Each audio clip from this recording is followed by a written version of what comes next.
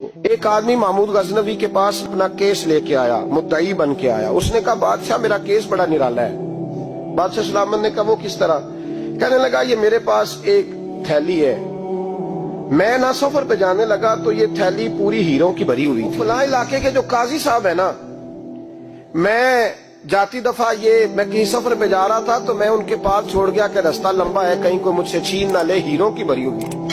کچھ دنوں کے بعد میں واپس آیا ہوں، قاضی صاحب نے مجھے تھیلی واپس کی ہے تو اس میں ہیروں کی بجائے کھوٹے سکے نکلے۔ اب میں نے قاضی صاحب سے کہا ہے تو قاضی صاحب تو میرے گریبان تک آتے ہیں، وہ کہتے ہیں بتا کہیں سے پھٹی ہے، کھلی ہے؟ وہ جس طرح ٹانکے لگا کے تو نے سی تھی اسی طرح لگے ہوئے ہیں کہ نہیں؟ تو حضور لگے بھی بالکل اسی طرح ہے، نہ پھٹی ہے نہ کھلی ہے۔ اب میں لٹ گیا ہوں، میری کل عمر کی کمائی ضائع ہو گئی، کھوٹے سکے کہاں اور ہیرے کہاں؟ تو مہربانی کریں اور آپ کی بارگاہ میں اللہ رسول کے نام پر حلف دیتا ہوں کہ میں ہوں بالکل سچا۔ محمود غزنوی کہنے لگے تو جا، تھیلی چھوڑ جا، اور جب میں تجھے بلاؤں گا پھر دوبارہ آنا۔ وہ شخص چلا گیا۔ محمود غزنوی اٹھے، دربار برخاست کیا، لوگوں سے کہنے لگے چلے جاؤ، میں 3 دن کے لیے سیر کرنے جا رہا ہوں، 3 دن کے بعد لوٹوں گا۔ اکیلے جب رہ گئے نا محمود دربار میں تو محبوب نے چھری منگائی۔ وہ جس تخت پہ بیٹھتے تھے وہاں گدا بچھا ہوا تھا، یہ گدا پڑے نا، وہ گدا بچھا ہوا تھا۔ محمود نے چھری کے ساتھ اس کو پھاڑ ڈالا اور چھری جیب میں رکھی نکل گئے۔ کہنے لگے میرے بعد کوئی میرے دربار والے احاطے میں داخل نہ ہو۔ محمود چلے گئے۔ اب وہ صفائی کرنے والا جب آیا نا، اس نے آ کے دیکھا تو گدا تو پھٹا ہوا ہے۔ اس نے شور ڈال دیا، پہرے دار بھی آ گئے، فلاں صاحب بھی آ گئے، فلاں صاحب۔ اس نے کہا وہ خدا کے بندو، اس کا گدا پھٹ گیا ہے، وہ تو مار ڈالے گا۔ اس نے کہا تھا سوائے صفائی اور نگرانی والے کے دوسرا آئے کوئی نہ، اور یہاں آیا بھی کوئی نہیں، پہلے دن ہی پھٹا ہوا ہے تو لٹکا دے گا سب کو، کیا کریں؟ شور ہو گیا، سارے دربار کے ملازمین اکٹھے ہو گئے۔ ایک بندہ بولا، کہنے لگا فکر نہ کرو، میں کیسے بندے کو جانتا ہوں، اس طرح سیے گا کہ جس نے پھاڑا ہوگا اسے بھی پتہ نہیں چلے گا کہاں سے پھٹا تھا، ایسا بہترین رفو کرے گا کہ پتہ بھی۔ اس نے کہا یار ہم سارے 1 مہینے کی تنخواہ دیتے ہیں، تو بندہ بلا۔ وہ بلا لیا اس کو، اس کا نام محمد رفو گر تھا۔ وہ آیا، اس کو گدا دکھایا، اس کا یار اس طرح سینہ پتہ نہ چلے۔ اس نے کہا فکر ہی نہ کرو، میں بڑا کاریگر ہوں۔ بڑے بڑے کاریگر لوگ نہیں ہمارے ملک میں پائے جاتے، کوئی نشان چھوڑتے ہیں پیچھے بڑے۔ احمد رفو گر کہنے لگا اس طرح سیوں گا کہ پھاڑنے والے کو بھی پتہ نہیں۔ ان کا پیسے لے یار تو سی دے۔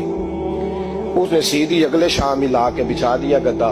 تیسرے دن بادشاہ سلامت آئے، آ کے پہلی نظر گدے پہ ڈالی۔ اس نے بلایا سب ملازمین کو، کہا کس نے سیا ہے؟ کہا جناب کیا ہوا؟ کہا یہ پھٹا ہوا تھا۔ کس نے؟ کہا نہیں پھٹا ہی نہیں۔ وہ کہنے لگے بنو بات، میں خود پھاڑ کے گیا تھا، تو بتاؤ صحیح سیا کس نے ہے؟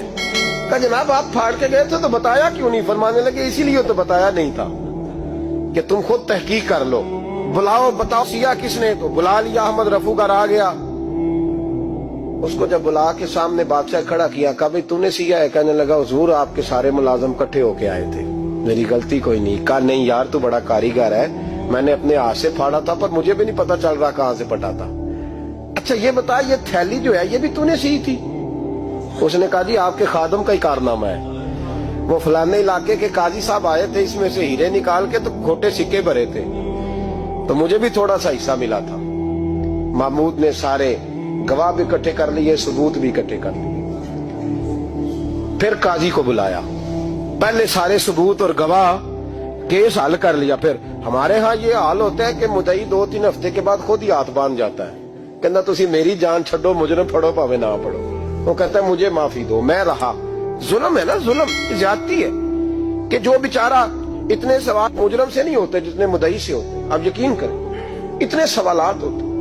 سارے ثبوت اکٹھے کر کے قاضی صاحب کو بلایا، تنہائی میں لے جا کے محمود غزنوی نے کہا قاضی صاحب آپ سے غلطی ہو گئی، غریب آدمی تھا، وہ لٹ گیا ہے، اس نے تو بڑی مشکل سے کچھ ہیرے جمع کیے تھے اور اس کی کل کائنات تھی، تو آپ اس کا مال اسے دے دے، بات ختم۔ قاضی صاحب کہنے لگے آپ مجھ پہ الزام لگا رہے ہیں، سوال ہی نہیں پیدا ہوتا، آپ میری داڑھی دیکھیں، آپ میرا اعزاز دیکھیں، دنیا جانتی ہے میں اس کا۔ قاضی صاحب انسان بھول ہی جاتا ہے، بندہ بھول جاتا ہے، غلطی ہوگی، مال نے کہا نہیں سب۔ کہا میں تنہائی میں پوچھ رہا ہوں، میں اس وقت پوچھ رہا ہوں جب دوسرا موجود کوئی نہیں، آج توبہ کر لے، میں کچھ نہیں کہوں گا، تو میری زبان پہ اعتبار کر، تجھے پتا ہے میں جو کہتا ہوں اس پہ عمل بھی کرتا ہوں، باز آ جا۔ پر قاضی نے کہا نہیں میری غلطی کوئی نہیں، महमूद ने फिर भरे दरबार में बुला लिया। मजमा आम में मोहलत के दिनों में जो तौबा कर ले वो बच जाते हैं, लेकिन लोग रुस्वानियों के दिनों में फिर वापस लौटते हैं अगला घर देख के, फिर हालात और तरह के हो चुके होते हैं। जब भरे दरबार में काजी को बुलाया, भाई तू मानता है कि नहीं? उसने कहा नहीं। तो कहा बुलाओ अहमद रफूगर को। जब अहमद रफूगर आया तो बूढ़े काजी की टांगे कांपने लगी, जुमले टूटने लगे, लफ्ज जमीन पर गिरने लगे, बात सही नहीं होती, जुबान लड़खड़ाने लगी। महमूद कहने लगे, काजी मैंने तुझे कहा था वहां मान जा बात, अब भरे दरबार में बोल। तो जब काजी साहब की गर्दन खुद ब खुद झुक गई तो दुनिया समझ गई। कहा निकल जा मेरे दरबार से। महमूद बोले निकल जा, इतनी तुझे इज्जत दी, इतनी बड़ी तनख्वाह दी, काजी बनाया, और ये थोड़ी सी रकम के लिए, थोड़ी सी रकम के लिए तू बददियानत हो गया, चल चला जा, निकल। काजी दरबार से निकला तो लोग लानतें बरसाने लगे। कल जो दुकानें छोड़ के सलूट करने आते थे वो कहने लगे इसकी उम्र देखो, इसके काम देखो, देखो इसने क्या किया। घर गया, बच्चे जिनके लिए पाप कमाया था, जिन्ना ली तू पाप कमाए हुन किथे नहीं हो तेरे घर दे, वो बच्चे कहने लगे अब्बा जी हम तो स्कूल मदरसा जाने के काबिल नहीं रहे, उम्मीद थी कि बीवी साथ देगी। वो कहने लगी मैं मेके कैसे जाऊंगी, गली की औरतें तरह तरह की बातें बनाती हैं। और भाई कामयाबियों के बड़े सरबराह होते हैं, कोई कामयाब हो जाए तो सारे कहते हैं मेरी सपोर्ट से हुआ है। नाकामियां हमेशा यतीम होती हैं, नाकामियों का कोई सरबराह नहीं होता। जब तक तो काजी था तो बड़े बात थी, हर बंदा कहता था रिश्तेदार है, रुसवाई हो गई तो वो तेरी आंख हो या संगे मलामत की चुभन, कौन पहुंचा है मेरे दर्द की गहराई तक। दौरे शोहरत में तो यारों ने किया याद बहुत, साथ आया ना कोई कूचे रुसवाई तक। और मियाँ साहब कहने लगे सारी उम्र ही आटा गुद है, मैं लखा कीते नहीं पेड़े, अब वक्त आया ही ते मोहम्मद बख्शा कोई नहीं हूं बैठा नेड़े। हालात ही बदल गए। काजी खामोशी से अंदर चला गया, अपनी रुसवाई समेट के बिस्तर पे लेटा। न रोटी की भूख लगी, न पानी की प्यास लगी, न नींद आई, सारी रात तड़पता रहा। सवेरे घर वालों ने दरवाजा खोला तो रूह परवास कर गई थी, दुनिया छोड़ गया। हजरत अबू नूर अलैहि रहमा बोले, फरमाने लगे याद रखो कभी बददियानती न करना, कभी। ये तो महमूद गजनवी की अदालत थी, कयामत में रब करीम की अदालत लगेगी।